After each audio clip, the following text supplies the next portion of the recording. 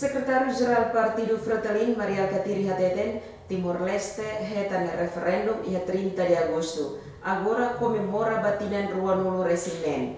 Líder Sira precisa honesto ba povo, halo reflexão, hodi cumpri saida makulu promete iha luta ba ukun rasikan.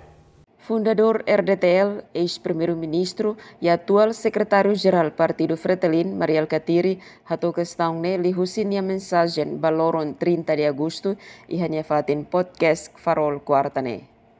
Secretário-geral Partido Fretilin, Maria Dehan, labele Dehan Tribunal Ulukne partidarizado. Se partidarizado, então Partido Fretilin ditmak partido ka? Honesto vai ter povo. Para isso, halo reflexão, se ainda kita promete ulu kita durante luta, né? Kita cumpre dulu orang kalau, kita sudah cumpre. Memang kau di preocupação. Lá bem bloqueia sistema judicial. Agora, dia fala kata, saya tambah tribunal ulu ne partidarizado. Hai. Partido di Timor-Leste sofre trilindit para partido.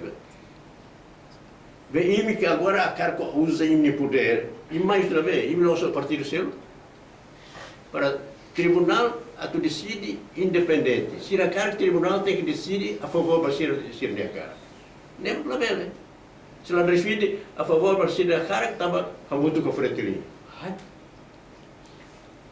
Nem a luz. Sira usa ser no poder, partido para favorecer, partido para favorecer, para controlar o tribunal, os fretilin. Mensagem secretário-geral bafo insai Sira atulau tuir dalang nebe uluk lutanain Sira husikhela hodi lori raine hetan ukun rasikan.